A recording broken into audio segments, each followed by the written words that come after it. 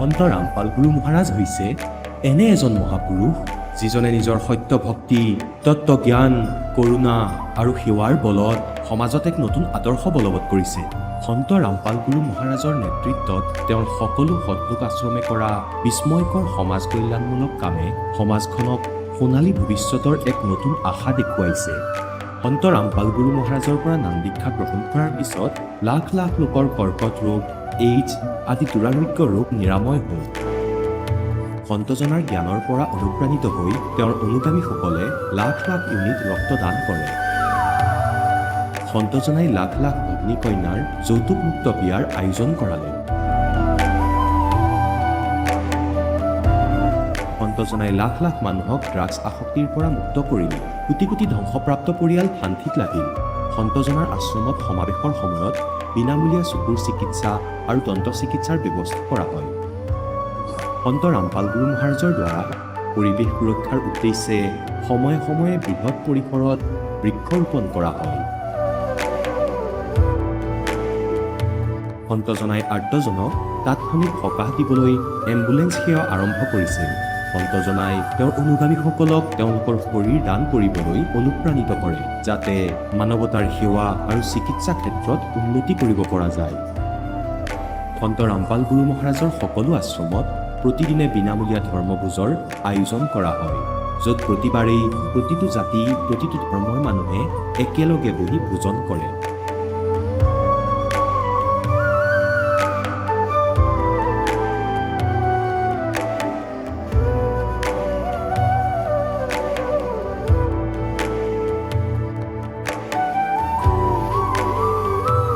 সন্ত ৰামপাল গুৰু মহাৰাজৰ আশ্ৰমত সহস্ৰাধিক বৃদ্ধ বৃদ্ধাই শ্ৰদ্ধা আৰু মৰমেৰে জীৱন যাপন কৰাৰ সুযোগ পায়।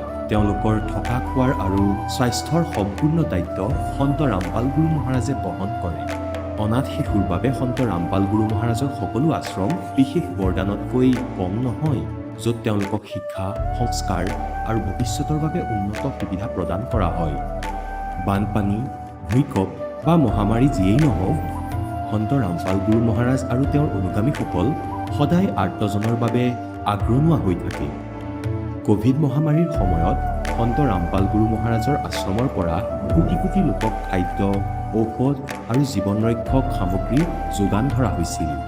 দুখীয়াক সকাহ কৰাই হওক বা যিকোনো শোষিত বা নিপীড়িত শ্ৰেণীৰ অধিকাৰ আৰু মৰ্যাদাৰ বাবে যুঁজ দিয়াই হওক, সন্ত ৰামপাল গুৰু মহাৰাজে সদায় তেওঁলোকৰ সকলো ন্যায্য দাবী চৰকাৰৰ ওচৰলৈ লৈ গৈছে আৰু তেওঁলোকক উপযুক্ত ন্যায় প্ৰদানৰ ক্ষেত্ৰত গুৰুত্বপূৰ্ণ ভূমিকা পালন কৰি আহিছে। সমাজত আধ্যাত্মিক আৰু সামাজিক মূল্যবোধৰ প্ৰতি সজাগতা অনাৰ প্ৰতিটো পদক্ষেপতে সন্ত ৰামপাল গুৰু মহাৰাজ মানৱতাৰ প্ৰকৃত সেৱক হিচাপে প্ৰমাণিত হৈছে। সন্ত ৰামপাল গুৰু মহাৰাজৰ জীৱনে আমাক শিকাইছে যে প্ৰকৃত সেৱা সেইটোহে যিটো নিস্বাৰ্থভাৱে কৰা হয়। আহক আমিও এই মহান সন্তজনৰ এই মহান সেৱাৰ কামত যোগ দিম আৰু সন্ত ৰামপাল গুৰু মহাৰাজৰ পৰা নাম দীক্ষা লৈ আমাৰ জীৱন ধন্য কৰি তোলোঁ।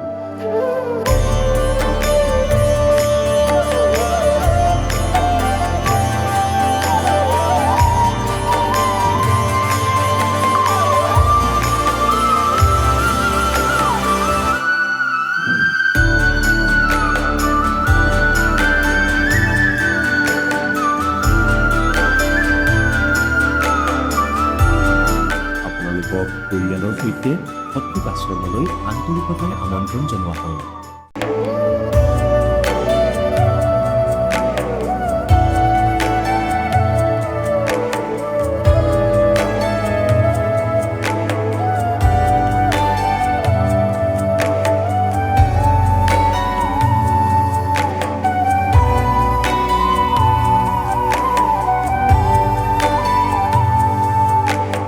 পূৰ্ণ পৰমাত্মাক পাবলৈ আৰু তেওঁৰ পৰা প্ৰকৃত লাভ প্ৰাপ্ত কৰিবলৈ পবিত্ৰ বাইবেলত প্ৰমাণ আছে যে প্ৰভুৱে মানুহক নিজৰেই স্বৰূপত সৃষ্টি কৰিলে, 6 দিনত সৃষ্টি ৰচনা কৰি 7ম দিনত বিশ্ৰাম লৈছিল। কোৰাণ শ্বৰীফত প্ৰমাণ পোৱা গৈছে যে স্বয়ং খোদাই হজৰত মহম্মদক কৈছে যে মই তোমাক সেই পৰমাত্মাৰ মহিমা ক'বলৈ পঠিয়াইছোঁ। সেইজন পৰমাত্মা হৈছে কবীৰ, যিজনে 6 দিনত সৃষ্টি ৰচনা কৰি 7ম দিনত সিংহাসনত আৰোহণ কৰিলে। তেওঁৰ খবৰ কোনোবা বা খবৰ তত্ত্বদৰ্শী সন্তক সুধি চাওকচোন। অনুগ্ৰহ কৰি অৱশ্যেই শুনক জগতগুৰু তত্ত্বদৰ্শী সন্ত ৰামপাল গুৰু মহাৰাজৰ অমৃত বচন। নমস্কাৰ। নমস্কাৰ, কি নাম আপোনাৰ? মোৰ নাম দীপাঞ্জলি দাস। আপুনি ক'ৰ পৰা আহিছে? মই অসম যোৰহাট ডিষ্ট্ৰিক্টৰ পৰা আহিছোঁ। আপুনি সন্ত ৰামপাল গুৰু মহাৰাজৰ পৰা নাম দীক্ষা কেতিয়া লৈছিল? মই বিশ্বৰ তত্ত্বদৰ্শী সন্ত ৰামপাল গুৰু মহাৰাজৰ পৰা 2020 চনৰ 18 জুলাই তাৰিখে প্ৰথম দীক্ষা লৈছিলোঁ। তেখেতৰ পৰা নাম দীক্ষা লোৱাৰ আগতে আপুনি কেনেধৰণৰ ভক্তি সাধনা কৰিছিল? আচলতে ভক্তি সাধনা বুলি মই তেনেকৈ একো কৰা নাছিলোঁ আৰু ঘৰৰ মানুহে আমাৰ ধৰক কৃষ্ণ ভগৱানক আৰাধনা কৰিছিলে, পুৱা গধূলি নামঘৰত বন্তি জ্বলাইছিলে, প্ৰাৰ্থনা কৰিছিলে, সেয়াই আৰু মই তেনেকৈ কৰি আছিলোঁ। আৰু সেই সাধনাৰ দ্বাৰা আপোনাৰ কিবা লাভ হৈছিলনে? আচলতে লাভ লোকচানৰ কথা কোনোদিনে চিন্তা কৰা নাছিলোঁ। ভাবিছিলোঁ আমি যেনেধৰণৰ কৰ্ম কৰিম তাৰ ফলো আমি সদায় তেনেধৰণেই পাম। গতিকে কিবা লাভ হৈছে বা লোকচান হৈছে সেই বিষয়ে একো ভবা নাছিলোঁ। মাথো ঘৰৰ মানুহে যেনেদৰে কৰি আছিলে মই তেনেদৰে কৰি আছিলোঁ। আপুনি যিহেতু আমাৰ হিন্দু সমাজত প্ৰচলিত পৰম্পৰা হিচাপে ভক্তি সাধনা কৰি আছিল, তেনে ক্ষেত্ৰত আপুনি সন্ত ৰামপাল গুৰু মহাৰাজৰ শৰণ কিয় গ্ৰহণ কৰিব লগা হ'ল? আচলতে মই মোৰ হাজবেণ্ডৰ কাৰণে সন্ত ৰামপাল গুৰু মহাৰাজৰ চৰণলৈ আহিব লগা হ'ল। মানে আমাৰ তেখেতে প্ৰথমে দীক্ষা লৈছিলে আৰু দীক্ষা লৈ এদিন কিবা ইউটিউবত মানে ভিডিঅ' এটা চাই মানে মোক দেখুৱাইছিলে যে আমাৰ ভাৰতবৰ্ষত এনেকুৱা এজন মানে মুক্তিদাতা আহিছে, গতিকে তুমি এই ভিডিঅ'টো চোৱাচোন। কিন্তু মই চাই পেলাই তেতিয়া মই মানে হাঁহিছিলোঁ। তেওঁলোকে কাৰ কথা কৈছেনো? কবিৰ চাহেবৰ কথা কৈছে। আৰু কবিৰ দাস এজন কবি হয়, মই পঢ়িছোঁ তেখেতৰ কবিতা, গতিকে তেখেত কেনেকৈ ভগৱান হ'ব পাৰে? মই তেখেতক হাঁহিছিলোঁ আৰু তেখেতে মানে কৈছিলে যে তুমি জ্ঞান গংগা, জীৱনৰ সুগম পথ, গীতা তোমাৰ জ্ঞান অমৃত পঢ়ি চোৱাচোন, পঢ়িলে গম পাবা। তেতিয়া মই ভাবিলোঁ মানুহজনে ইমান জোৰ কৰি আছে, পঢ়ি চাওঁচোন। তেতিয়া মই জ্ঞান গংগা পঢ়িলোঁ আৰু জীৱনৰ সুগম পথ, অন্ধ শ্ৰদ্ধা ভক্তি হওক বা ভক্তিৰ পৰা ভগৱানলৈ গোটেইখিনি কিতাপ মই বিস্তাৰভাৱে অধ্যয়ন কৰিবলৈ লাগি গ'লোঁ, যাতে মানুহজনক মানে ভুল ৰাস্তাত গৈছে নেকি সেই বিষয়ে মই মানে জানিবৰ কাৰণে আচলতে পঢ়িছিলোঁ। কিন্তু পঢ়ি মই আচলতে সত্য জ্ঞানটো তেতিয়া অনুভৱ কৰিলোঁ। তাৰপিছত তেওঁ গীতাৰ কথা লিখা আছে, গীতাৰ অমুক শ্লোকত এইটো আছে, বেদৰ অমুক শ্লোকত এইটো আছে, কোৰাণ শ্বৰীফত, বাইবেলত, গোটেই ধৰ্মগ্ৰন্থবোৰৰ বিষয়ে জ্ঞান গংগা হওক বাকী গ্ৰন্থসমূহতো লিখা আছে। গতিকে মই কি কৰিলোঁ, আমাৰ গীতা ভাগৱত চব গোটাই ল'লোঁ। গোটাই লৈ এফালৰ পৰা মানে চাই গৈছোঁ, মিলাই গৈছোঁ, হয় কিবা এটা শক্তি আছে, নহ'লেনো এনেদৰে এই গুৰুজনে এই গোটেই ধৰ্মশাস্ত্ৰবোৰ লুটিয়াই ক'ব পাৰেনে? তেতিয়া মোৰ বিশ্বাস হ'ল আৰু মই ভাবিলোঁ বাৰু মই দীক্ষাটো লৈ চাওঁচোন। দীক্ষা লৈ চালে লাহে লাহে সকলো কথা গম পাম। মোৰ পৰমাত্মাৰ প্ৰাপ্তি হওক নহওক কথা নাই, খালি আমাৰ জীৱনটো শান্তিপূৰ্ণ হ'ব, ঘৰখনত সুখ হ'ব, মোৰ মানুহজনে ভাল পাব। গতিকে মই সেইভাৱে মই দীক্ষা লৈছিলোঁ। কোনো মানে পৰমাত্মাৰ প্ৰাপ্তি হ'ব বুলি মই ভবা নাছিলোঁ। আৰু বৰ্তমান তেখেতৰ পৰা নাম দীক্ষা লৈ আপুনি কেনেধৰণৰ লাভ পাইছে সেই সন্দৰ্ভত অলপ জনাওকচোন।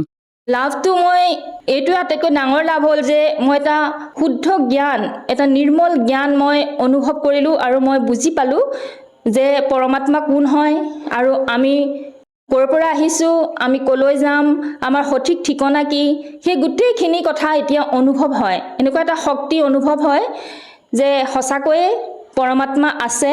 আগতে বিশ্বাস কৰা তেনেদৰে নাছিলোঁ যে পৰমাত্মা আছে নে নাই এটা সন্দেহত আছিল, কিন্তু এতিয়া পূৰা দৃঢ় বিশ্বাস হৈ গ'ল যে পৰমাত্মা আছে আৰু পৰমাত্মাই আমাক চাই আছে। আমাৰ উশাহ নিশাহত পৰমাত্মা আছে, আমি কি কৰিছোঁ কি নাই সকলো তেওঁ চাই আছে। আপোনাৰ পৰা আৰু এষাৰ কথা জানিব বিচাৰিম, যিহেতু আমাৰ ভাৰতবৰ্ষত লাখৰ তুলনাত আধ্যাত্মিক শ্ৰদ্ধালু গুৰু আছে, তেনে ক্ষেত্ৰত এজন প্ৰকৃত সৎগুৰুক আমি কেনেকৈ নিৰ্ণয় কৰি উলিয়াম? হয়, গীতাত উল্লেখ আছে যে আমাৰ এই সংসাৰখন এখন ওলোটা বৃক্ষ হয়। গতিকে যিজন তত্ত্বদৰ্শী সন্তে সেই ওলোটা বৃক্ষজোপাৰ তন্নকে বুজাই দিব পাৰিব, সেইজনেই তত্ত্বদৰ্শী সন্ত হয় আৰু তেওঁ সমস্ত ধৰ্মৰ শাস্ত্ৰসমূহৰ প্ৰকৃত তত্ত্বটো উলিয়াই আমাৰ জনমানসত প্ৰতিষ্ঠিত কৰিব পাৰিব বা বুজাব পাৰিব। গতিকে মই তেতিয়া ভাবিলোঁ যে হয়, তত্ত্বদৰ্শী সন্ত ৰামপাল গুৰু মহাৰাজে গোটেই ধৰ্মগ্ৰন্থসমূহ অকল আমাৰ হিন্দুৱে নহয়, মুছলিম ধৰ্ম হওক, খ্ৰীষ্টিয়ান ধৰ্ম হওক, শিখ ধৰ্ম হওক, সকলো ধৰ্মৰে ধৰ্মগ্ৰন্থসমূহ লুটিয়াই বগৰাই ক'ত কোনটো শ্লোকত কি আছে কি নাই সেই সকলোখিনি আমাক দেখুৱাই আছে।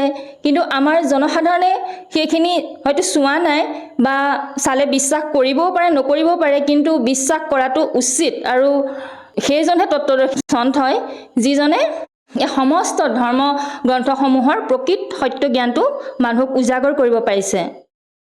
আৰু আমাৰ পৰম্পৰাগত আমাৰ অসমৰ যিমানবিলাক ভক্তি সাধনা আছে, শ্ৰদ্ধালু শংকৰ মাধৱকে আদি কৰি তেওঁলোকে যিবিলাক আমাক ভক্তিবিধি দি থৈ গৈছিল, আগবঢ়াই থৈ গৈছিলে, যিখিনি তেওঁলোকে আমাৰ অসমীয়া সমাজৰ বাবে, আৰু সেইসকলৰ যি ভক্তিবিধি আৰু বৰ্তমান আপোনালোকৰ গুৰু সন্ত ৰামপাল গুৰু মহাৰাজৰ যি ভক্তিবিধি, ইয়াৰ মাজত পাৰ্থক্য কি প্ৰকৃততে? পাৰ্থক্য আচলতে মই গুৰু দুজনক, শংকৰ গুৰু আৰু মাধৱ গুৰু দুইজনকে অন্তৰৰ পৰা মই নমস্কাৰ জনাইছোঁ। তেওঁলোক আমাৰ অতি শ্ৰদ্ধাৰ হয়। তেওঁলোকে অসমীয়া সমাজখনৰ ভেটি সুদৃঢ় কৰিলে, অসমীয়া সমাজখনক একগোট কৰি এটা সৎ পথ দেখুৱাইছিলে। কিন্তু আমাৰ আজি সৰহসংখ্যক মানুহে তেওঁলোকৰ আদৰ্শ মানি চলা নাই, আৰু তেখেতসকল যিহেতু এতিয়া নাই, গতিকে যিজন জীৱিত আছে, গতিকে জীৱিতজনে সত্য জ্ঞান যদি আমাক দিয়ে, আমি তেওঁৰ শৰণলৈ যোৱাটো উচিত। আৰু আমাৰ সন্ত ৰামপাল গুৰু মহাৰাজৰ ওচৰত মোক্ষ প্ৰাপ্তিৰ মন্ত্ৰ আছে। সেই মন্ত্ৰ পৃথিৱীৰ কোনো ধৰ্মগুৰুৱে দিব নোৱাৰে। সেইকাৰণে মই ভাবোঁ যে আমাৰ অসমৰ ভাই ভনীসকলে এবাৰ হ'লেও তত্ত্বদৰ্শী সন্ত ৰামপাল গুৰু মহাৰাজৰ সৎসংগ চাওক আৰু তেওঁৰ গ্ৰন্থসমূহ অধ্যয়ন কৰক, তেতিয়া নিশ্চয় প্ৰকৃত সত্যটো উপলব্ধি কৰিব পাৰিব। আপোনাৰ পৰা আৰু এটা কথা জানিব বিচাৰিম, যিহেতু আমাৰ হিন্দু সমাজত প্ৰচলিত পৰম্পৰা হিচাপে বহুতে কয় যে গুৰু সলনি কৰিলে পাপ হয়।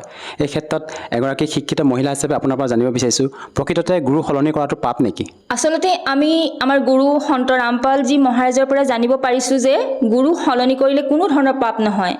কাৰণ আমাৰ যদি এটা দুৰাৰোগ্য বেমাৰ হৈ থাকে, আমি এজন ডাক্তৰে ভাল কৰিব নোৱাৰিলে আৰু আমি বেলেগ এজন ডাক্তৰৰ ওচৰলৈ যাবই লাগিব যদি আমি উপশম পাব পাৰোঁ যাৰ পৰা। গতিকে তেখেতৰ পৰা মই জানিছোঁ যে গুৰু সলনি কৰাৰ কেতিয়াও পাপ নালাগে।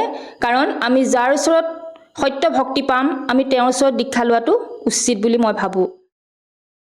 আপুনি সন্ত ৰামপাল গুৰু মহাৰাজৰ পৰা দীক্ষা লোৱাৰ পিছত অন্য কিবা লাভ পাইছেনে? হয়, লাভটো বহুতেই হৈছে। প্ৰথম কথা, মোৰ হাজবেণ্ডৰ বহুত ডাঙৰ হাৰ্ট এটেক হৈছিল। তেওঁ একেবাৰে মৃত্যুৰ মুখৰ পৰা ঘূৰি আহিছে বুলি ক'ব লাগিব। কাৰণ যি ধৰণে হাৰ্ট এটেক হৈছিল, তেওঁ ডাক্তৰে মোক মাতি নি কৈছিল যে এই মানুহজনক ভগৱানে কিবা এটা কাৰণতহে ৰাখিছে। এইজন মানুহ কোন সময়ত কি হ'ব কোনেও ক'ব নোৱাৰে। কেনেদৰে তেওঁ জীয়াই আছে চাওকচোন, মোক কম্পিউটাৰত গোটেই তেখেতৰ ৰিপৰ্টছবিলাক দেখাইছে। তেতিয়া মই কন্দাৰ বাদে একো উপায় নাছিলে। কিন্তু পৰমাত্মাৰ চৰণত থকাৰ কাৰণে হয়তো তেখেতে এখেতক বচালে আৰু তেখেতৰ দৰ্শনো হ'ল ভেণ্টিলেশ্যনত থাকোঁতে। গতিকে তেতিয়াৰ পৰাই আৰু বেছি জোৰ দি আমি ভক্তি কৰিছোঁ। আৰু ভক্তি কৰোঁতে যে ইমান এটা আনন্দ আছে, সেই কথা আগতে কেতিয়াও অনুভৱ কৰিব পৰা নাছিলোঁ। আৰু এখেতৰ ভেণ্টিলেশ্যনত থাকোঁতে পৰমাত্মাৰ দৰ্শন হ'ল, আৰু পৰমাত্মাৰ দৰ্শন হোৱাৰ পিছত এখেত লাহে লাহে সুস্থ হৈ আহিল, আৰু সেইটো আমাৰ কাৰণে আচলতে ডাঙৰ লাভ হয়।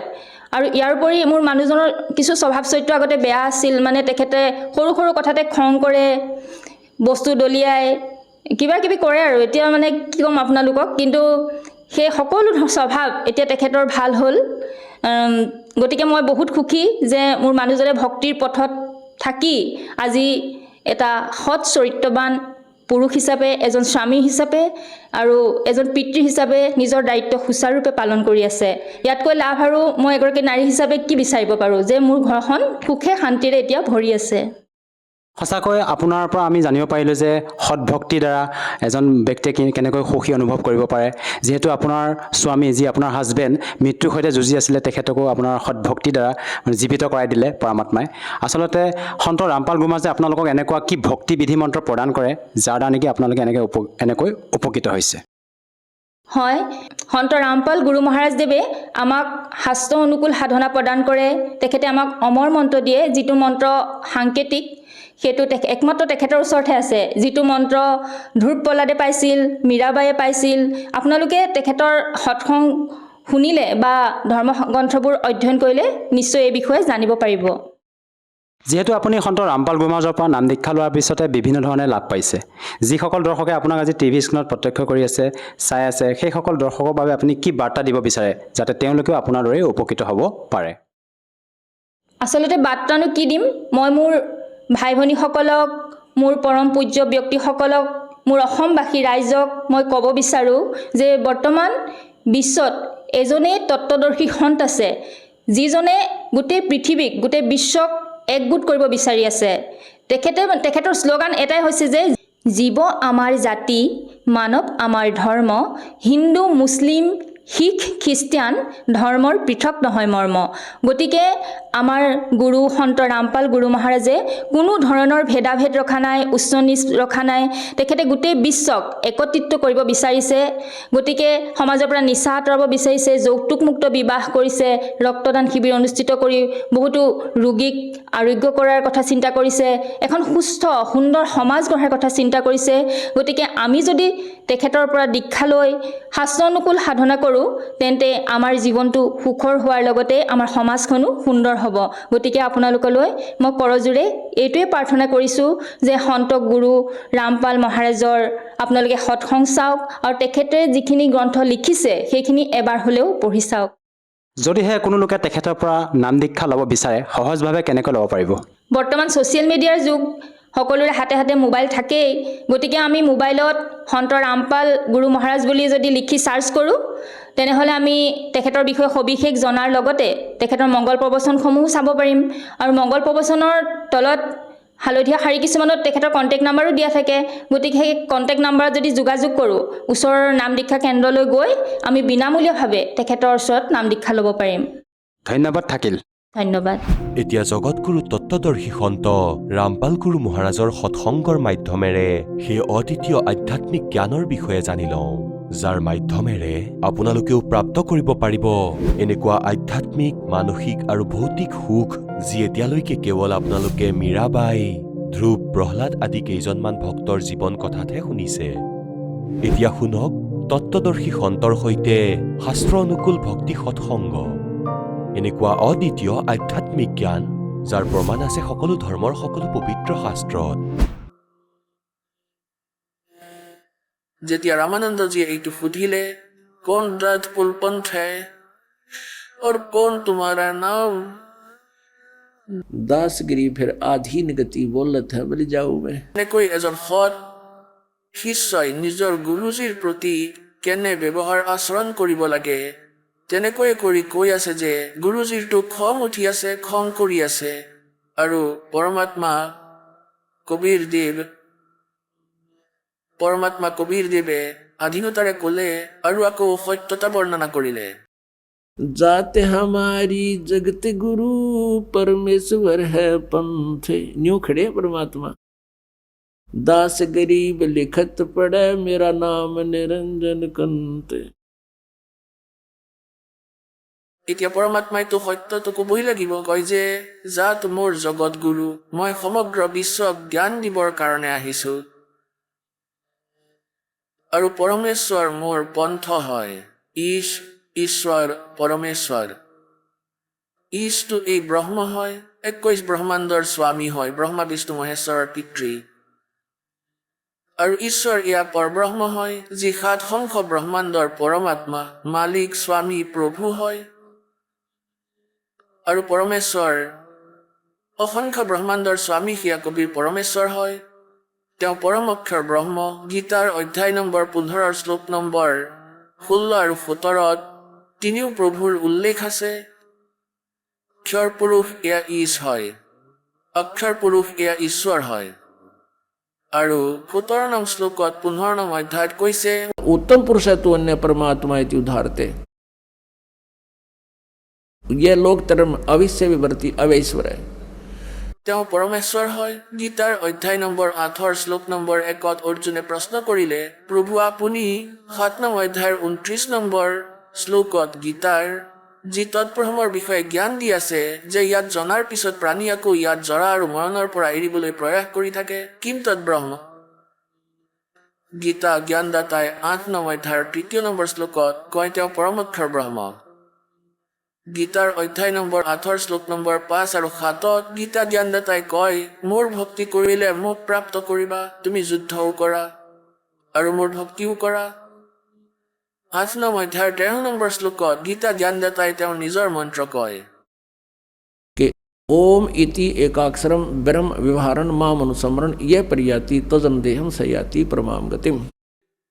माम ब्रह्म, মই ব্ৰহ্মৰ ওম এইটো এটা অক্ষৰ উচ্চাৰণ কৰি স্মৰণ কৰাৰ আৰু যিসকলে অন্তিম শ্বাসলৈকে শৰীৰ এৰি যোৱাৰ সময়লৈকে ইয়াৰ উচ্চাৰণ কৰি শৰীৰ এৰে, তেতিয়া মোৰ ওম নামৰ পৰা পোৱা যি অন্তিম উপলব্ধি আছে, ইয়াক প্ৰাপ্ত কৰে পৰম গতি। 7 নং অধ্যায়ৰ 18 নম্বৰ শ্লোকত গীতা জ্ঞানদাতাই কয় যে মোৰ এই যি গতি, তেওঁ জ্ঞানী আত্মা হয় যদি ভালেই, তেওঁ ভক্তিত সমৰ্পিত আছে, কিন্তু মোৰ এই অনুত্তম অশ্ৰেষ্ঠ গতিতেই স্থিত আছে, অনুত্তম বেয়া গতিতেই স্থিত আছে। নিজৰ স্থিতিক, নিজৰ উপলব্ধিক বেয়া বুলি কিয় কৈ আছে? কিয়নো 4ৰ্থ অধ্যায়ৰ 5 নম্বৰ শ্লোকত আৰু 9 নম্বৰ শ্লোকত স্পষ্ট কৰি দিছে যে, আৰু 2য় অধ্যায়ৰ 12 নম্বৰ শ্লোকত গীতা জ্ঞানদাতাই কৈছে যে অৰ্জুন, তোমাৰ আৰু মোৰ বহুবাৰ জন্ম হৈ গৈছে, তুমি নাজানা, মই জানো। অৰ্থাৎ জন্ম মৃত্যুত দুখী তুমিও আৰু ময়ো। সেইকাৰণে 18 নং অধ্যায়ৰ 62 নম্বৰ শ্লোকত কৈছে যে তুমি সৰ্বভাৱেৰে সেই পৰমেশ্বৰৰ শৰণলৈ যোৱা, আৰু 66টো তাৰেই সংকেত আছে। আৰু গীতাৰ অধ্যায় নম্বৰ 8 শ্লোক নম্বৰ 8, 9, 10 গীতা জ্ঞানদাতাই নিজৰ পৰা বেলেগ সেই পৰম অক্ষৰ ব্ৰহ্মৰ ভক্তিৰ বিষয়ে কৈছে যে তেওঁৰ যিয়ে সাধনা কৰে তেওঁ প্ৰাপ্ত কৰে।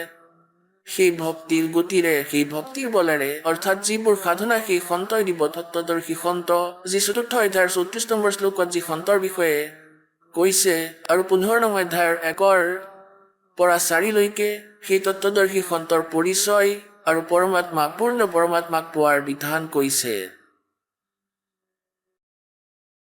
তেওঁৰ ভক্তি যে কৰিব তেওঁক প্ৰাপ্ত কৰিব। গীতাৰ 17 নং অধ্যায়ৰ মন্ত্ৰ 23ত কৈছে যে সেই পৰমাত্মাক পোৱাৰ, পৰম অক্ষৰ ব্ৰহ্মক পোৱাৰ, সেই পৰমেশ্বৰক পোৱাৰ ओम तत्सदिति निर्देश ब्रह्मणत्रिविध समर्थ है। সেই সচিদানন্দ ঘন ব্ৰহ্ম অৰ্থাৎ পৰম অক্ষৰ ব্ৰহ্ম, পৰমেশ্বৰক পোৱাৰ সেই 3 মন্ত্ৰৰ জপ, ওম জপ হয় এই ব্ৰহ্মৰ, আৰু যি তৎ আছে সেয়া সাংকেতিক হয় সেই পৰব্ৰহ্মৰ, ঈশ্বৰ, আৰু তৃতীয় যি সৎ আছে এয়া গুপ্ত, সাংকেতিক হয়, এয়া দাসে ক'ব, সেয়া পৰম অক্ষৰ ব্ৰহ্মৰ, সেই পৰমেশ্বৰৰ। এই 3 মন্ত্ৰৰ জপেৰে পৰমাত্মা প্ৰাপ্তি হ'ব। ইয়াৰ বিধি বেলেগ হয়, ইয়াৰ ক্ৰিয়াও বেলেগ হয়, ইয়াৰ কেনেকৈ ইয়াৰ যি বিৱৰণ আছে বেলেগকৈ কোৱা হ'ব, এতিয়া ইমান সময় নাই। तो यहाँ क्या बताया है? परमात्मा ने कहा जाते हमारी जगत गुरु परमेश्वर है पंथ। যেনেকৈ কাৰোবাৰটো বৈষ্ণৱ পন্থ আছে, তেওঁলোক বিষ্ণুদেৱৰ উপাসক, কোনোজন শিৱৰ পন্থৰ হয়, শিৱজীৰ বিধি তেওঁৰ ভিতৰত বৰ্ণিত আছে। পন্থ মানে মাৰ্গ, ৱে অফ ৱৰ্শ্বিপ। আৰু কোনোজনে ব্ৰহ্মলৈকেহে জানে, পৰব্ৰহ্মৰ বিষয়ে জ্ঞান, বিধি, পূজাৰ কাৰোৰেই নাই।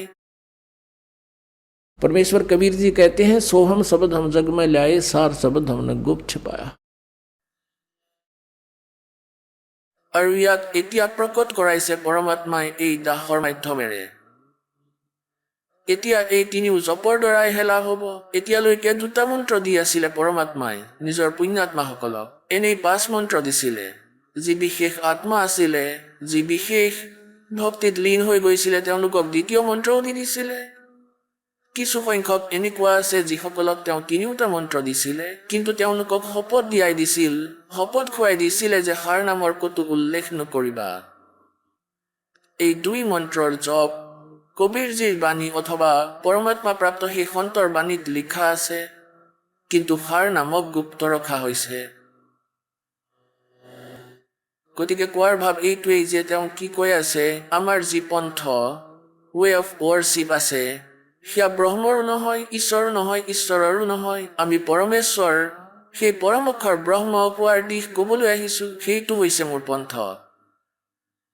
জাত হামাৰী জগত গুৰু, অৰ্থাৎ সমগ্ৰ বিশ্ব জ্ঞান ময়েই দিব পাৰোঁ, ময়েই দিওঁ, আন সকলোৱে অজ্ঞানতা প্ৰদান কৰি আছে। और फिर क्या बता दिया कि दास गरीब लिखत पड़े मेरा नाम निरंजन कंतो। মই ভগৱান হয়, নিৰঞ্জন হওঁ। এইফালেতো কালকো নিৰঞ্জন বুলি কোৱা হয়, কাৰণ তেওঁতো ইয়াত প্ৰসিদ্ধ হয়, মালিকটো পৰোক্ষ হয়, তেওঁৰ বিষয়ে কোনেও নাজানে। সেই ব্ৰহ্মও এনেই প্ৰসিদ্ধ হৈ গ'ল, এনেইতো তেওঁ জ্যোতি নিৰঞ্জন হয়। আৰু বাস্তৱ নিৰঞ্জনৰ অৰ্থ হ'ল নিৰ্লেপ পৰমাত্মা, মায়াৰহিত ভগৱানহে হ'ব পাৰে। সেয়ে নিৰঞ্জনৰ পোনপটীয়া অৰ্থ প্ৰভু হয়। প্ৰভুৱে কয় মই ভগৱান হওঁ, পৰমাত্মাই ক'লে। এতিয়া এই কথা ৰামানন্দজীয়ে হজম কৰিব পৰা নাছিলে যে এই বালকে নিজকে কৈ আছে মই ভগৱান হওঁ। তেওঁ ভাবি ল'লে যে ই সঁচাকৈয়ে পাগল হয়। रे बालक सुन दुर्बुद्धि घटमट तन आकारे दास गरीब दर्द लगा हो बोले सिरजनहारे।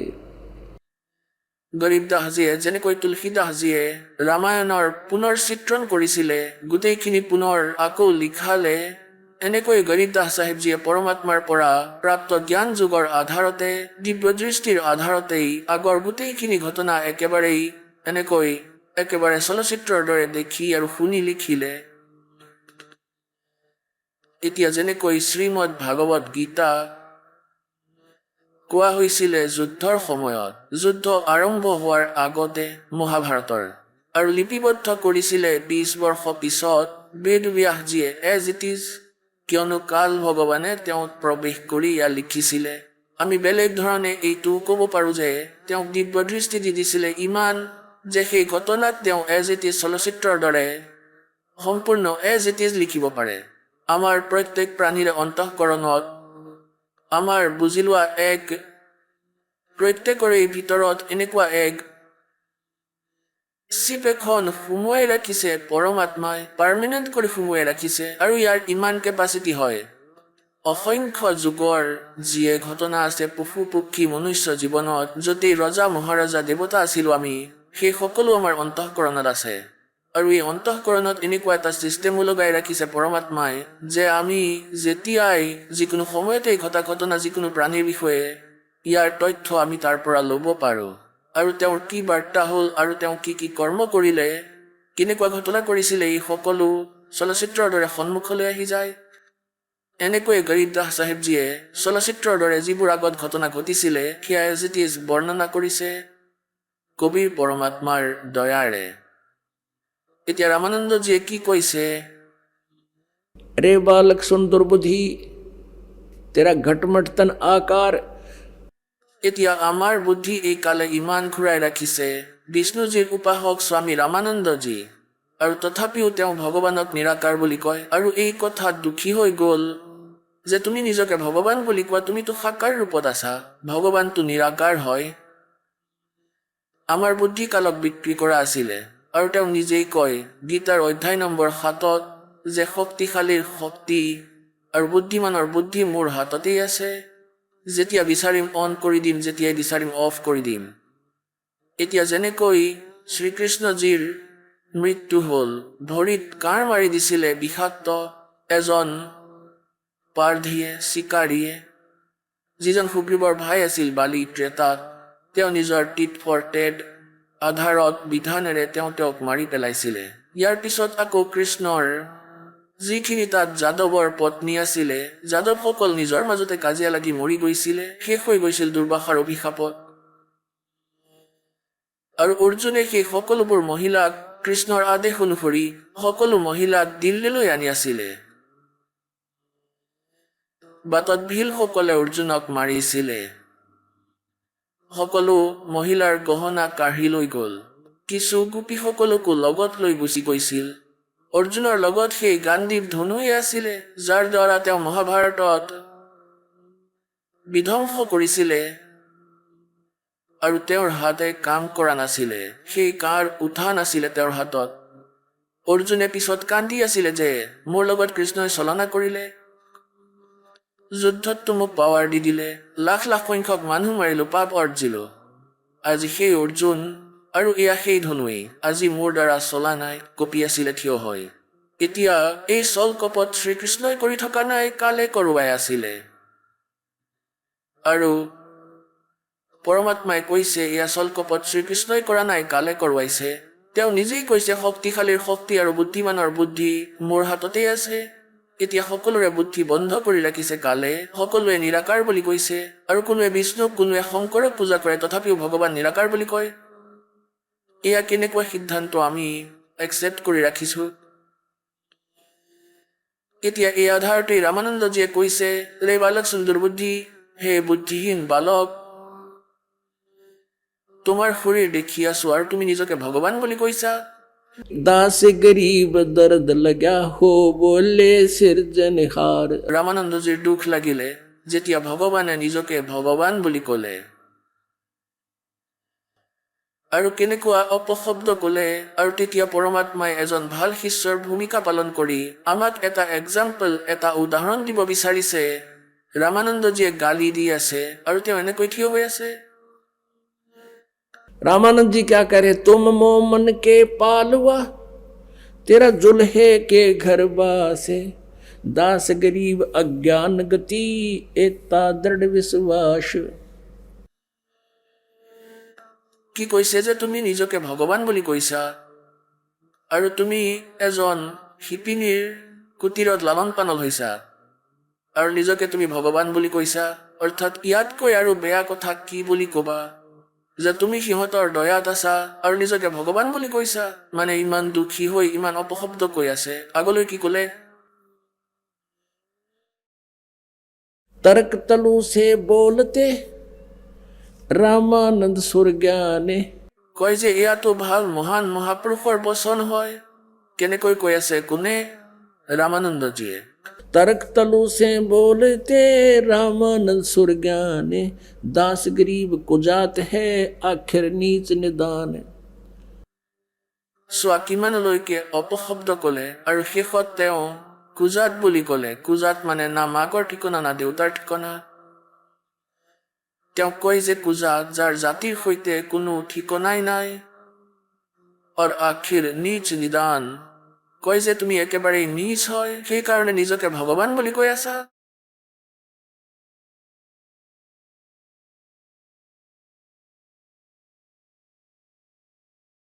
এতিয়া পৰমাত্মাই কি ক'লে, मैं के बदन खुलास कर सुन स्वामी परवीन, दास गरीब मनी मरे मैं आजज आधीन।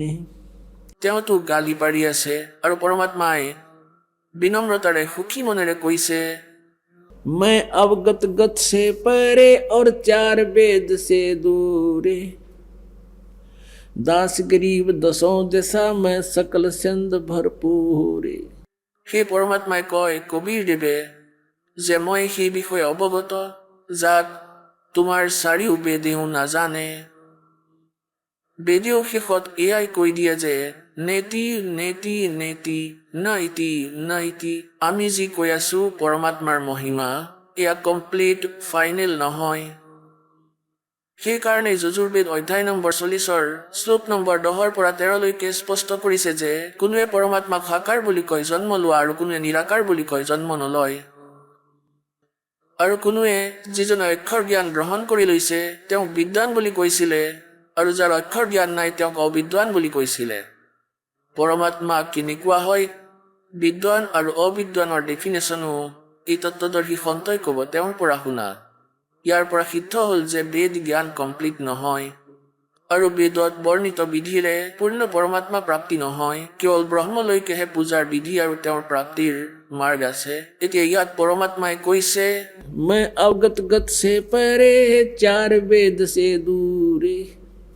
চাৰি বেদত লিখা মহিমা সেয়া হয়তো মোৰেই, কিন্তু তাৰে মোক পাব নোৱাৰে, মোক প্ৰাপ্ত কৰিব নোৱাৰে।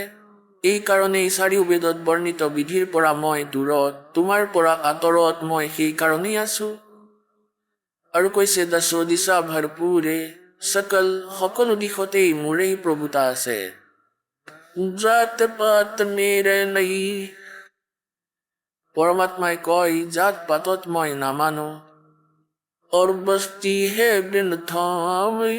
আমাৰ যিখন সতলোক আছে তাৰ কোনো আধাৰ নাই, সেয়া নিজে নিজে আমাৰ বচনৰ দ্বাৰাই ৰৈ আছে। दास गरीब अनिन गति तन मेरा बेनचाम। মোৰ শৰীৰ তোমাৰ দৰে ছালেৰে বনোৱা নহয়। শৰীৰ আছে, शुक्रम कायम ऐसा नाविरम स्वयंभू परिभू परमात्मा कबीर मनीषी। যজুৰ্বেদ অধ্যায় নম্বৰ 40 মন্ত্ৰ 8 কবীৰ মনীষী সপৰিয়াগাত শুক্ৰম অকায়ম অবৰ্ণম অচিত্ৰম। কবীৰ মনীষী পৰিভূ স্বয়ম্ভূ, তেওঁ স্বয়ম্ভূ পৰমাত্মা হয়, যাৰ কোনো জনক নাই। तो यहाँ वही कह रहे हैं कि जात पात मेरे नहीं बसती है बिन थाम, दास गरीब अनन गति तन मेरा बिन चाम। ए स्वामी सृष्टा में ये सृष्टि मेरे तीरे। পৰমাত্মাই কৈছে, হে স্বামীজী, গুৰু শিষ্যৰ ভূমিকা মেইনটেইন বজাই ৰাখিবলৈ যে গুৰুৰ প্ৰতি শিষ্যৰ কেনেকুৱা ভাষা হ'ব লাগে, কেনেকুৱা বিনম্ৰতা থাকিব লাগে আৰু সত্যতাও কৈ আছে। এই স্বামী সৃষ্টামে, সৃষ্টা মানে সৃজনহাৰ, সকলোৰে সমগ্ৰ সৃষ্টিৰ ৰচয়িতা ময়েই হওঁ। ওৰ সৃষ্টি মেৰে তীৰে, এই সমগ্ৰ ব্ৰহ্মাণ্ড মোৰেই আধাৰত, মোৰ বচনতেই চলে ৰয় আৰু সৃষ্টি হয়। ए स्वामी सृष्टा में सृष्टि हमर तीरे, दास गरीब अधर बसु हूँ अवगत सत्य कबीर। মই ওপৰত থাকো, আধাৰ ওপৰত, আৰু এয়াই আমাৰ চাৰিও বেদেও কয়। ঋগ্বেদ মণ্ডল নম্বৰ 9 সূক্ত নম্বৰ 86 মন্ত্ৰ নম্বৰ 26-27 স্পষ্ট কৰিছে যে কবিৰ পৰমাত্মা তেওঁ সৎলোকৰ পৰা গতি কৰি নিজৰ তৃতীয় মুক্তিধামত থাকে, সেই সৎলোকত, আৰু তাৰ পৰা গতি কৰি আহে নিজৰ ভাল আত্মাবোৰক লগ কৰে। আৰু তেওঁ আমাৰ সকলো সংকটৰ মৰ্দন কৰে আৰু নিজৰ ৰূপক পাতল তেজপুঞ্জৰ বনাই ইয়াৰ ভক্তসকলক লগ কৰে। আৰু তেওঁ ওপৰত থাকে, আৰু সেয়া ভগৱানে নিজেই কৈ আছে যে ए स्वामी सृष्टा में ये सृष्टि हमर तीरे, दास गरीब अधर ऊपर बसु अवगत सत्य कबीरे। ওপৰত থাকো আৰু মই সমগ্ৰ সৃষ্টিৰ ৰচয়িতা হয়।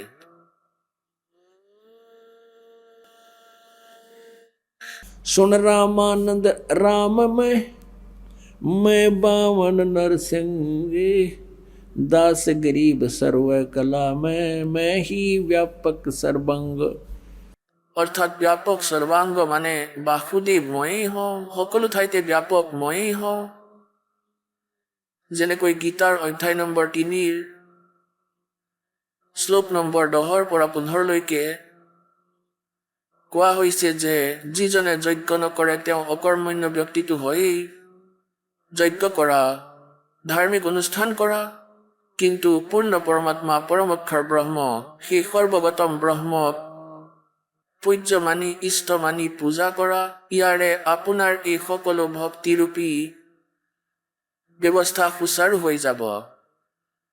গতিকে এই পৰমাত্মা যজ্ঞত প্ৰতিষ্ঠিত এই সৰ্বগতম ব্ৰহ্ম, তেওঁ কৈছে এয়া ময়েই হয়, যাক সকলো যজ্ঞতে পূজা কৰা হয়। मैं रोवत हूँ सृष्टि को ये सृष्टि रोवे मोहे, गरीब दास हमरे वियोग को समझ न सकता कोई। मैं रोवत हूँ सृष्टि को ये सृष्टि रोवत मोहे, गरीब दास इस वियोग को बूझे और न कोई। मैं ही बूझूं मैं ही कहूँ हम ही किया विभोगे, दास गरीब गलतान हम शब्द हमारा भोगे। चारों युगन में हम फिरे, मैं आऊं मैं जाऊं, गरीब दास गुरु भेद से लखो हमारी ठाव। কয় যে সদগুৰুৰ পৰা পূৰ্ণ সন্তৰ পৰা মোৰ স্থানক বুজা য'ত মই থাকো। जेता अंजन आंजिए चश्मों में चमकनते, गरीब दास हरि भक्ति बिन माल बाल जो जनते। এতিয়া পুণ্যাত্মাসকল, কাৰণ সৎসংগৰ মাধ্যমেৰে ইমান বিস্তাৰ হয়, কাৰণ এই জ্ঞান ইমান অজ্ঞান বনাই ৰাখিছিলে যে ইয়াক সঠিক কৰি বুজাবলৈ বহুত সময় লাগে। 2 ঘণ্টা এনেকৈ যায় যেন 2 মিনিটহে হৈছে, আৰু প্ৰকৰণ যেনেকুৱা তেনেকুৱাই থাকি যায়। কাৰণ অজ্ঞান আধাৰতে আমি ইমান পৰিপূৰ্ণ হৈ গৈছোঁ যে এই অজ্ঞানতাক অতৰাই পুনৰ জ্ঞানৰ প্ৰৱেশ কৰা হয়। যেনেকৈ প্ৰথমতে কোনোবাই ভুল পেইণ্ট কৰি ৰাখিছে, নকল, ইয়াক আঁতৰাবলৈ ৰেড মাৰ্ক লগাব লাগে। সেয়া কষ্ট এক্সট্ৰা হৈ গ'ল। ইয়াৰ পিছত আকৌ পেইণ্ট কৰা হয়।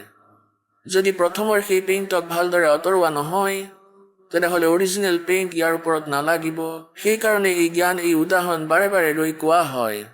তেতিয়াই পৰমাত্মাৰ এই জ্ঞান আমাৰ ওপৰত ৰ'ব।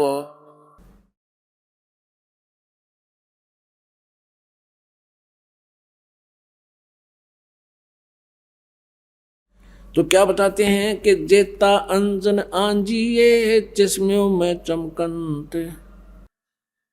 এতিয়া পুণ্যাত্মাসকল, সৎসংগৰ সময়ত আপোনালোক একাগ্ৰচিত হ'ব লাগে দাসৰ মুখেৰে ওলোৱা প্ৰতিটো শব্দৰ প্ৰতি।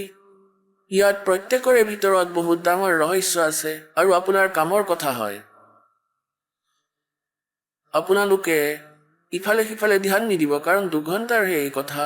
এয়া আকৌ 2 ঘণ্টা আবেলি হ'ব, 4 ঘণ্টা, বাকী 20 ঘণ্টা আপুনি বেলেগ কথা ভাবিব পাৰিব।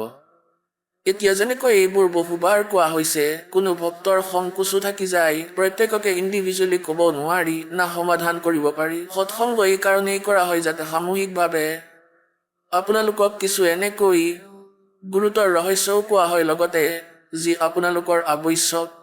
এতিয়া ইয়াত কি শব্দ আহিছে? जेता अंजन आंजिए वो चश्मियों में दिखनते।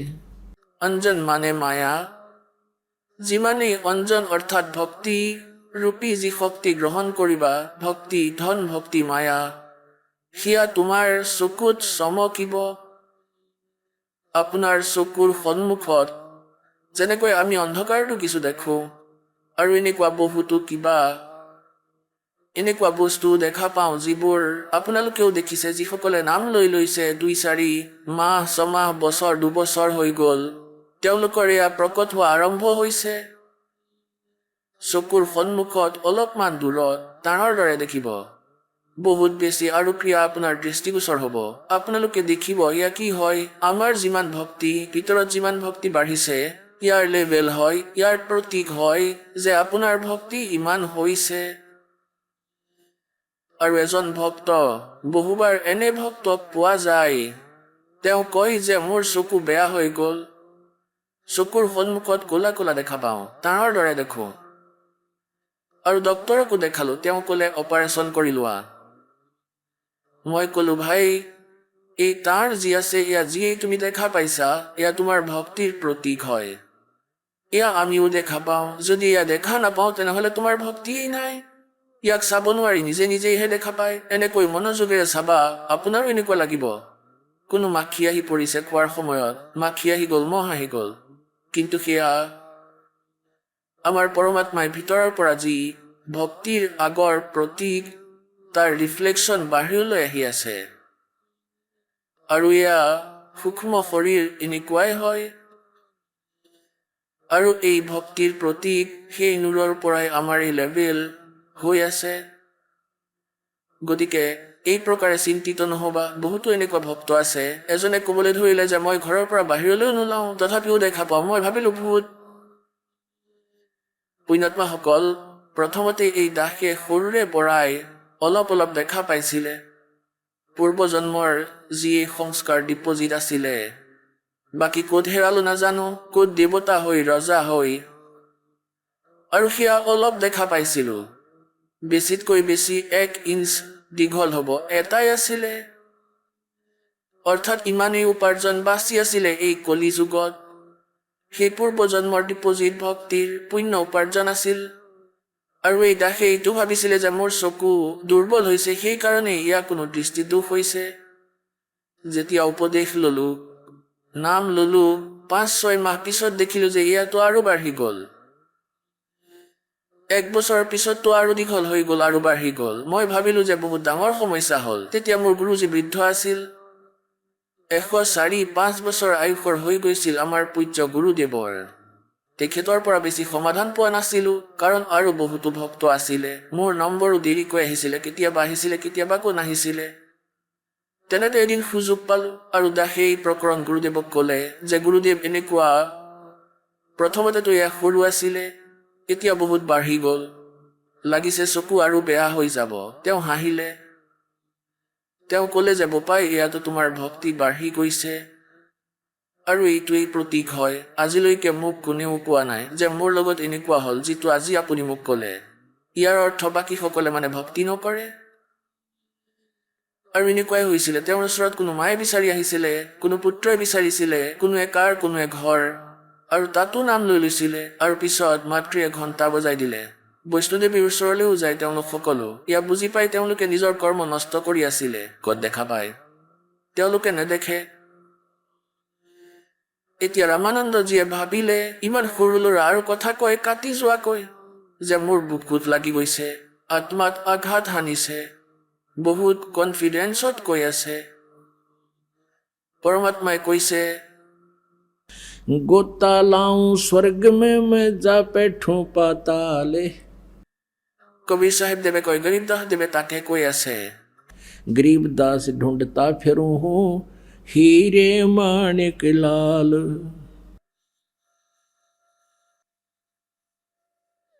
নিজৰ মৰমীয়াল আত্মা পুণ্য আত্মাসকলক, যেনেকৈ ঋগ্বেদ মণ্ডল নম্বৰ 9 আৰু সূক্ত নম্বৰ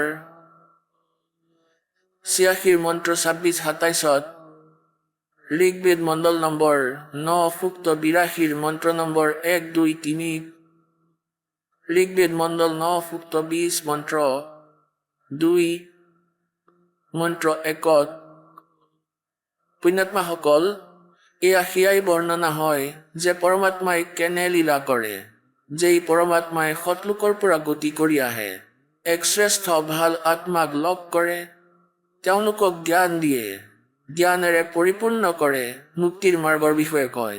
और स्वयं परमात्मा खुद कह रहे हैं, गोता लाऊं स्वर्ग में और जा बैठूं पाताल। কবিৰ চাহেবে কয়, मैं ढूंढता फिरूं अपने हीरे मोती लाल।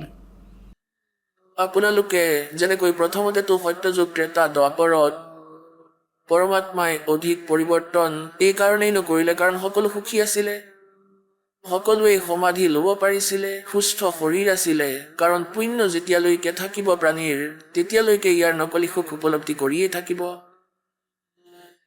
আৰু যাক ক'ব বিচাৰিছিলে তেওঁলোকে শুনিব নিবিচাৰিছিলে। সকলোৱে কয় যে আমাৰ ফূৰ্তি হৈ আছে, আমাক বেলেগ আৰু কোনো ভগৱানৰ আৱশ্যকতা নাই, আমাকতো কৃষ্ণজীয়ে অথবা বিষ্ণুজীয়ে ফূৰ্তিত ৰাখিছে। এতিয়া কলিযুগত পৰমাত্মাই জানিছিলে যে কলিযুগত তেওঁলোকৰ সকলো কষ্ট আহি যাব, তেওঁলোকৰ সকলো সৎ উপাৰ্জন নাইকিয়া হৈ যাব, আগৰ উপাৰ্জন তেওঁলোকৰ নাথাকিব, আৰু যিসকল ভগৱানক তেওঁলোকে মুক্তিদায়ক হিচাপে মানি আছে আৰু সুখ প্ৰাপ্তিৰ কাৰণে পূজা কৰি আছে, তেওঁলোকৰ পৰা শান্তি নাপাব, কাৰণ তেওঁলোকে দিব নোৱাৰে, তেওঁলোকে আপোনালোকৰ ভাগ্যত পৰিৱৰ্তন কৰিব নোৱাৰে। তেতিয়া পৰমাত্মাই ক'লে, কলিযুগত আকৌ মই পৰিচয় লৈ আহি যাম তেওঁলোকৰ, কাৰণ এওঁলোকৰ আগৰ পুণ্যটো নাথাকিবই, সকলোৰে চাৰখাৰ হৈ যাব। আজি কোনো পৰিয়ালেই খালী নাই যাৰ কোনো কষ্ট নাই, আৰু 1-2% যি শেষ বাচি আছে, কালিলৈ নাজানো তেওঁলোকৰ ওপৰত কি বিজুলী পৰিব। গতিকে এই পৰমাত্মাৰ শৰণলৈ আহিলে আপোনাৰ কষ্টও দূৰ হ'ব, ইয়াক গ্যাৰাণ্টিড হ'ব। এই সত্য মানি লোৱা পুণ্যাত্মাসকল। দাসৰ কোনো উদ্দেশ্য নাই, কোনো বংশগত ব্যৱসায় নহয়, যে আমাৰ ককা আজু ককাইও এই কাৰ্য কৰিছিলে, আমাৰ খোৱা বোৱাৰো না কোনো অভাৱ আছিলে, দাসে ছাৰ্ভিচ কৰিছিলে, যেই ছাৰ্ভিচ আছিলে 2 টাইমৰ আহাৰ পাই আছিলো, কিন্তু আদেশ হৈ গ'ল পৰমাত্মাৰ গুৰুদেৱৰ যে তুমি এই কাম সেৱা কৰা, হাজিৰা কৰা। মোৰ দাস তেওঁৰ কৰ্মচাৰী হৈ তেওঁৰ মৰমীয়াল আত্মাসকলক এই বাৰ্তা পঠাই আছে তেওঁৰ আদেশ অনুসৰি। তেন্তে এয়া সত্য বুলি মানি লোৱা যে দাসে মালিকক বাচিলে নহয়। দাসটো আগতে কৃষ্ণ পূজাৰী আছিলে, হনুমান পূজাৰী আছিলে, বিষ্ণু পূজাৰী আছিলে, শংকৰ ভগৱানৰ পূজাৰী আছিলে, কিন্তু এতিয়া তেওঁলোকক অনাদৰ কৰা নাই। এইটো নাভাবিবা যে ব্ৰহ্মা বিষ্ণু মহেশ্বৰক হেয় বুলি জ্ঞান কৰোঁ, নহয়। যেনেকৈ গীতাৰ অধ্যায় নম্বৰ 2 শ্লোক নম্বৰ 46 কৈছে যে বহুত ডাঙৰ জলাশয়ৰ প্ৰাপ্তিৰ পাছত সৰু জলাশয়ত যেনেকুৱা আস্থা থাকি যায় অৰ্জুন, যেতিয়া তুমি পৰমাত্মাৰ গুণেৰে পৰিচিত হৈ যাবা, তেতিয়া আন দেৱতাসকলত আন জ্ঞানত তোমাৰ আস্থা ইমানেই থাকি যাব। যেনেকৈ আগতে কি আছিলে যে সকলো ব্যৱস্থা মনুষ্যৰ পানীৰ ওপৰত, যি পুখুৰীৰ ওপৰত আধাৰিত আছিল, খেতিও তাৰেই কৰিছিলে, পশুপালনো তাৰেই কৰিছিলে, আৰু নিজেও জলপান তাৰ পৰাই কৰিছিলে, পুখুৰীৰ পৰা। আৰু এনেকৈ সৰু পুখুৰী এটাৰ ওপৰত আশ্ৰিত এখন গাঁও 20-30 ঘৰৰ আছিলে, খুব বেছি 30-40, এটা পুখুৰীৰ ওপৰতে আশ্ৰিত আছিলে, তাৰ পৰাই পানী খাইছিলে, পশু পানী খুৱাইছিলে, তাৰেই খেতি কৰিছিলে। এতিয়া এবছৰ যেতিয়া বৰষুণ নাহিছিলে, শুকাই গৈছিলে, সকলো পীড়িত হৈ গৈছিলে, পলাই গৈছিলে ইফালে সিফালে কোনো ডাঙৰ জলাশয় বিচাৰি। আৰু তেনে ব্যক্তিসকলে যদি কোনো ডাঙৰ হ্ৰদ পাই যায়, য'ত 10 বছৰ বৰষুণ নাহিলেও পানীৰ অন্ত নহয়, জল সমাপ্ত নহয়, তেতিয়া সেই ব্যক্তিসকলৰ ধাৰণা সেই সৰু জলাশয়ৰ প্ৰতি কি আস্থা থাকি যাব। সেই ডাঙৰ হ্ৰদৰ প্ৰাপ্তিৰ পিছত তেওঁলোকৰ সেই সৰু পুখুৰীৰ পানী ব্যৰ্থ নালাগে, তেওঁলোকে বেয়া নাপায়, কিন্তু ইয়াৰ কোনো কেপাচিটি নাই যিয়ে তেওঁলোকক সদায় সুখী ৰাখিব। সেয়া নিজেই নাশবান হয়, বৰষুণ হ'লেহে সেয়া পৰিপূৰ্ণ হ'ব। এবছৰ কাম চলি যাব, এবছৰ যদি বৰষুণ নহয় আশ্ৰিতও মৰিব, সেয়াটো শুকাই গ'ল। আৰু সেই পুখুৰীৰ ওপৰত পানী সেয়াই আছে, বৰষুণৰ পানী, শুদ্ধ পানী, কিন্তু ইয়াৰ কেপাচিটি সম্পূৰ্ণ নহয়, ইয়াৰ ক্ষমতা বহুত কম। এনেকৈ ব্ৰহ্মা বিষ্ণু মহেশ্বৰৰ যি পাৱাৰ আছে এয়া বেয়া নহয়। আৰু পৰমাত্মাৰ পাৱাৰ কি হয়? ইয়াতো নদী হয়, নদী গংগা নদীৰ দৰে বুজা, যাৰ পানী কেতিয়াও অন্ত নহয়। গাও ধোৱা, কাপোৰো ধোৱা, আলিও উলিয়াই লোৱা, খেতিও কৰি লোৱা, তথাপিও শেষ নহয়। গতিকে এই প্ৰকাৰে আমি এই পৰমাত্মাত যেতিয়া আপোনালোকৰ ভৰসা হৈ যাব, তেওঁৰ জ্ঞান হৈ যাব, তেতিয়া ব্ৰহ্মা বিষ্ণু মহেশ্বৰৰ তেওঁলোকক বেয়া নাপাওঁ, কিন্তু তেওঁলোকৰ ক্ষমতাৰ বিষয়ে জানি গলো। আৰু যিজনে 10 বছৰলৈকে বৰষুণ নিদিলেও যদি এনেকুৱা কোনো হ্ৰদ পাই যায়, তেতিয়াতো যাবই তাৰ ওচৰলৈ। আণ্ডাৰষ্টুড হ'ল, যি কাৰ্য ব্ৰহ্মা বিষ্ণু মহেশ্বৰে কৰিব নোৱাৰে, আৰু পাৰে যদি কিমানলৈকে কৰিব পাৰে, আৰু তেওঁৰ পৰা যদি গোটেইখিনি পোৱা গৈ আছে, তেনেহ'লে তেওঁৰ ওচৰৰ পৰা কোন যাব? তাতেই থাকি যাব। আহক আমি এতিয়া সেই শ্ৰদ্ধালুসকলৰ অনুভৱবোৰ জানো, যিসকলে জগতগুৰু তত্ত্বদৰ্শী সন্ত ৰামপাল গুৰু মহাৰাজৰ পৰা দীক্ষা প্ৰাপ্ত কৰিছে তথা তেওঁ কোৱা ভক্তি মাৰ্গ এওঁলোকে অৱলম্বন কৰি আছে। নমস্কাৰ। নমস্কাৰ। কি নাম আপোনাৰ? চাহিনা গৰ্গ। চাইনা, আপুনি ক'ৰ পৰা আহিছে? ডিষ্ট্ৰিক্ট শিমলা, হিমাচল প্ৰদেশ। কি কৰে আপুনি? মই গ্ৰেজুৱেট, এতিয়া আগলৈ পঢ়ি আছোঁ, MA কৰি আছোঁ। সন্ত ৰামপালদেৱ মহাৰাজৰ পৰা নাম দীক্ষা লোৱাৰ আগত কি ভক্তি সাধনা কৰিছিল? যেনে ধৰক ৰোজা ৰখা, নামাজ পঢ়া, এইবোৰ কৰিছিলোঁ।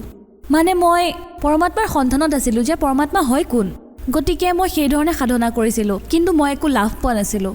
মানে ওলোটা সমস্যাবোৰহে বেছি হৈ গৈছিল। কি ধৰণৰ সমস্যা আছিল আপোনাৰ?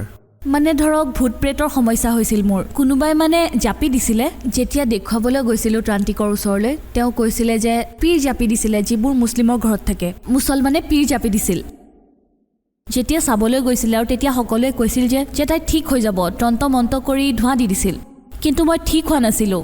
অলপ সময়ৰ বাবে ঠিক হৈছিলোঁ, আকৌ আগৰ অৱস্থা হৈ গৈছিল। আকৌ মই হিন্দু ধৰ্মৰ বিয়াত বহিলোঁ। গতিকে হিন্দু ধৰ্মত বিয়া পতাৰ পাছত তেওঁলোকৰ যি পৰম্পৰা আছিল, দেৱী দেৱতাক পূজা কৰিছিল, সেয়াও কৰিছিলোঁ যে কি জানি ইয়াতে পৰমাত্মাক পাই যাওঁ, কিন্তু তাতো একো লাভ পোৱা নাছিলোঁ। 3-4 মাহ ঠিকে আছিলোঁ, কিন্তু আকৌ সেই সমস্যা হ'ব ধৰিছিল। আকৌ সেই মুছলমান পীৰে যি জাপি দিছিল, বহুত অশান্তি হৈছিল। তেতিয়া মোৰ শহুৰে মোক দেখুৱাবলৈ লৈ গৈছিলে কোনোবা ত্ৰান্তিকৰ ওচৰলৈ, পণ্ডিতৰ ওচৰলৈ। তেতিয়া সকলোৱে এইটোৱে কৈছিল যে ঠিক হৈ যাব, ঠিক হৈ যাব। তেতিয়া তেওঁলোকে কিবা কিবি দি দিছিলে, কিছুদিনৰ পাছত সেয়া নষ্ট হৈ গৈছিলে। তাৰপিছত কৈছিল যে আকৌ কৰাব লাগিব, আকৌ সেই তাবিজ দিব লাগিব। বহুত বেছি পইচা খৰচ হৈছিলে, সকলোখিনি ইমান কষ্ট হৈছিলে। মই মেণ্টেলি ইমান অশান্ত হৈ গৈছিলোঁ, ঘৰৰ পৰা পলাই গৈছিলোঁ। মানে মোক বহুত দূৰৰ পৰা ঘৰলৈকে ধৰি আনিবলগীয়া হৈছিলে। ঘৰৰ মানুহ চিন্তিত হৈ গৈছিল যে কলৈ গুচি যায় তাই। আৰ্থিক স্থিতিও বেয়া হ'বলৈ ধৰিছিলে আমাৰ। তাৰপিছত আমাৰ ৰিলেশ্যনৰে এজন শিমলাৰ, তেওঁ সন্ত ৰামপালদেৱ মহাৰাজৰ পৰা নাম দীক্ষা আগতেই লৈ থৈছিলে। গতিকে আমি তেওঁৰ ওচৰলৈ গ'লোঁ আৰু ক'লোঁ যে এনেকুৱা সমস্যা হৈছে আমাৰ, এতিয়া কি কৰোঁ? তেতিয়া ক'লে যে আপোনালোক সন্ত ৰামপালদেৱ মহাৰাজৰ শৰণলৈ যাওক, আপোনাৰ একো নহয়, আপুনি ঠিক হৈ যাব। তেতিয়া আমাৰ অলপ অদ্ভুত লাগিল যে নহয়, এনেকুৱা হ'ব নোৱাৰে। আমি যেতিয়া আমাৰ সাধনাবোৰ কৰিছিলোঁ, আমাৰ কিবা ভাল লগা নাছিলে। তেওঁ এখন আমাক কিতাপ দিছিলে, জ্ঞান গংগা নামৰ কিতাপ দিছিলে। তেতিয়া আমি সেইখন লৈ ঘৰ গুচি আহিলোঁ। সেইখন কিতাপ তেনেকৈ আছিলে, আমি পঢ়াও নাছিলোঁ। তাৰপিছত সেই ভূত প্ৰেতবোৰে ইমান অশান্তি দিবলৈ আৰম্ভ কৰিছিলে। তান্ত্ৰিক ঘৰলৈ আহিল, তেওঁ ক'লে যে ইয়াত কিবা আছে যিয়ে এই ছোৱালীজনীক অশান্তি দি আছে। আগতেই কৰিছে, মানে মাকৰ ঘৰতেই, তাতেই কোনোবাই কৰিছে। তেতিয়ালৈকে আমি সেই কিতাপখন পঢ়া নাছিলোঁ। যেতিয়া আমাৰ বহুত অশান্তি হ'বলৈ ধৰিলে, তেতিয়া মই মোৰ হাজবেণ্ডক ক'লোঁ যে এই কিতাপখনত নিশ্চয় কিবা আছে, এবাৰ চাইটো লওঁ। তেতিয়া আমি সেইখন পঢ়িলোঁ। সেইখন পঢ়াৰ পিছত এনেকুৱা লাগিল যে এনেকুৱা হ'বই নোৱাৰে, কেনেকৈ হ'ব পাৰে। তেতিয়া আমি যিজন আমাৰ সম্পৰ্কীয়, যিজনে সন্ত ৰামপালদেৱ মহাৰাজৰ ওচৰত নাম দীক্ষা লৈছিলে, তেওঁৰ ওচৰলৈ গ'লোঁ। তেখেতে ক'লে যে পুত্ৰী, তুমি সকলোবোৰ এৰা। দেৱী দেৱতাসকলে ইয়াতকৈ বেছি কৰ্ম আৰু কাটিব নোৱাৰে, তেওঁলোকে সিমানেই দিব পাৰে যিমান আমাৰ কৰ্মত লিখা আছে। তাৰপিছত তেওঁ ক'লে যে কৰ্মত যি লিখা আছে সেইটোৱে হ'ব। তাৰপিছত আমি ক'লোঁ যে ঠিক আছে, আমাৰ যিহেতুকে বহুত অশান্তি হৈ আছে, এবাৰ গৈ চোৱাটো ভাল হ'ব। আমি আশ্ৰমলৈ গ'লোঁ। বৰৱালা আশ্ৰমত 2014 নাম দীক্ষা লৈছিলোঁ গুৰুদেৱৰ পৰা। আপুনি ক'লে যে আপুনি সন্ত ৰামপালদেৱ মহাৰাজৰ দ্বাৰা লিখিত কিতাপ পঢ়িলে আপোনাৰ বহুত আচহুৱা লাগিল। এনেকুৱা কিনো লিখা আছিল কিতাপখনৰ ভিতৰত? তাত দেৱী দেৱতাসকলক যেনেকৈ তেওঁলোকৰ মূল মন্ত্ৰ আছে, এনেদৰে পূজা কৰিব নালাগে, যেনেদৰে ধূপ দিওঁ আমি অথবা কেতিয়াবা ব্ৰত ৰাখোঁ, এই সকলোবোৰ তাতে মানা আছিলে। যে এনেকৈ কেনেকৈ হ'ব পাৰে? পণ্ডিতসকলে কি আমাক মিছা কৈছিলে? মই ক'লোঁ যে এবাৰ চাই লওঁ, যিহেতু আমি পণ্ডিতসকলৰ কথা শুনিছোঁ, গতিকে এবাৰ সন্ত ৰামপালদেৱ মহাৰাজৰ শৰণলৈ গৈ চাই লওঁ। আপুনি সন্ত ৰামপালদেৱ মহাৰাজৰ পৰা নাম দীক্ষা লোৱাৰ পিছত কিবা লাভ পালেনে? বহুত লাভ পালোঁ। মই বহুত লাভ পালোঁ। মই যেতিয়া সন্ত ৰামপালদেৱ মহাৰাজৰ শৰণলৈ গৈছিলোঁ, তাত শাৰী পাতি থাকে আশীৰ্বাদৰ বাবে, তাত আশীৰ্বাদ দিয়ে। গতিকে তেওঁ যেতিয়া আশীৰ্বাদ দিলে, মূৰত হাত থৈ ক'লে যে সকলো ঠিক হৈ যাব। তেওঁ ইমানখিনিয়ে ক'লে যে সকলো ঠিক হৈ যাব। যেতিয়া সন্ত ৰামপালদেৱ মহাৰাজে মূৰত হাত থ'লে, এনেকুৱা লাগিল যে আমাৰ মনৰ পৰা কিমান ডাঙৰ বোজা এটা আঁতৰি গ'ল, যে আমাৰ মূৰত বহুত বোজা আছিল, সেয়া আঁতৰি গ'ল। আকৌ সকলো ঠিক হৈ গ'ল। আমাৰ ঘৰ আহিলোঁ, আমি চাকি জ্বলালোঁ, সকলোবোৰ কৰিলোঁ। তাৰপিছত আমাৰ সকলোবোৰ ঠিক হৈ গ'ল। আগৰ দৰে একো সমস্যা নাথাকিল আৰু। মোৰ যি ভূত প্ৰেতৰ বাধা আছিলে, সেয়া আঁতৰি গ'ল।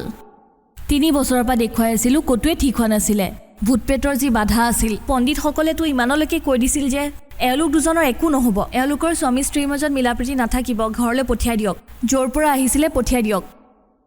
কিন্তু আমি হাৰ নামানিলোঁ। ডিভ'ৰ্চলৈকে কাগজ সাজু হৈ গৈছিলে। মোৰ দেউতাই আনি কাগজ সাজু কৰি দিছিলে যে 2 দিন পিছত পেপাৰ আহি যাব আৰু তুমি সাজু থাকিবা। কিন্তু আমি হাৰ মনা নাই। আমি আকৌ সন্ত ৰামপালদেৱ মহাৰাজৰ শৰণলৈ গ'লোঁ। আমি ভাবিলোঁ যে ইমানৰ ওচৰলৈ গৈছোঁ, তেওঁৰ ওচৰলৈ গৈও এবাৰ চাই লওঁ। মই আপোনাৰ পৰা জানিব বিচাৰিছোঁ যে সন্ত ৰামপালদেৱ মহাৰাজৰ পৰা নাম দীক্ষা লোৱাৰ পিছত আপোনাৰ যি ডিভ'ৰ্চ হ'ব লগা আছিলে, হ'লনে? নাই হোৱা। আমাৰ আজি বিয়া হোৱা 4 বছৰ 5 বছৰ হৈ গ'ল। আজি সন্ত ৰামপালদেৱ মহাৰাজৰ শৰণলৈ অহাৰ পিছত সেই বিপদ আঁতৰি গ'ল। আৰু কি লাভ হ'ল? আৰু আমাৰ আৰ্থিক স্থিতি ভাল হৈ গ'ল। মোৰ হাজবেণ্ডৰ একো জব নাছিল। তেওঁৰ জব প্ৰথমে পানীপথত হ'ল, কণ্ট্ৰেক্টত পাইছিলে 1.5 বছৰৰ বাবে। আজি তেওঁ পাৰ্মানেণ্ট জবত কাৰ্ণালত আছে। চাওক, আমি দেখোঁ যে যিয়ে সন্ত ৰামপালদেৱ মহাৰাজৰ পৰা নাম দীক্ষা লয়, তেওঁৰ সকলো সমস্যা দূৰ হৈ যায়। তেওঁলোকৰ বেমাৰো ভাল হয়। সন্ত ৰামপালদেৱ মহাৰাজে কিবা ক্ৰিয়া কৰ্ম কৰিবলৈ কয় নেকি? তেওঁ কিবা ঔষধ দিয়ে নে বন ঔষধ দিয়ে? ইয়াৰ কাৰণ কি? নাতো তেওঁ কোনো বন ঔষধি দিয়ে, না কোনো জৰা ফুকা কৰে। তেওঁ একো নকৰে। তেওঁ কেৱল যি আমাৰ শাস্ত্ৰত যি সাধনা লিখা আছে, সেইখিনিকে তেওঁ আমাক সঠিকভাৱে কয় যে আমাৰ শাস্ত্ৰত এইটো লিখা আছে, আপুনি সৎ সাধনা কৰক, দেৱী দেৱতাক পুজিব নালাগে, তেওঁলোক সন্মানৰ যোগ্য, তেওঁলোকক আদৰ কৰিব লাগে, সন্মান কৰিব লাগে। ইয়াৰে মূল মন্ত্ৰ আছে, যিটো গীতাত লিখা আছে। কিন্তু আমাৰ যিসকল পণ্ডিত, তেওঁলোকে শাস্ত্ৰৰ বিৰুদ্ধে সাধনা কৰাই আছে। তেওঁলোকে অৰ্থৰ অনৰ্থক কৰি থৈছে।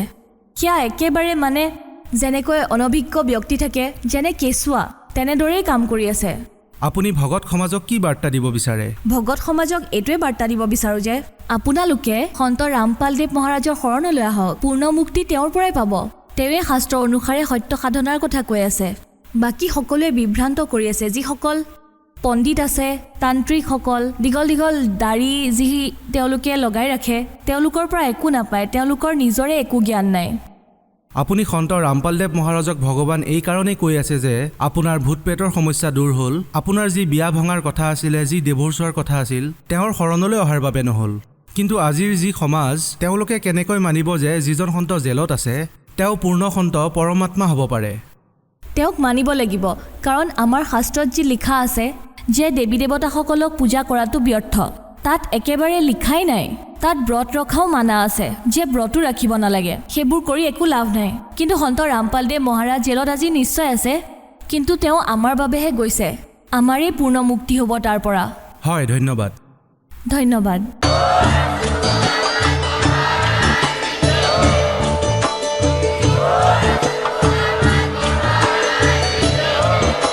আপুনি শুনি আছিলে জগতগুৰু তত্ত্বদৰ্শী সন্ত ৰামপাল গুৰু মহাৰাজৰ মংগল প্ৰবচন।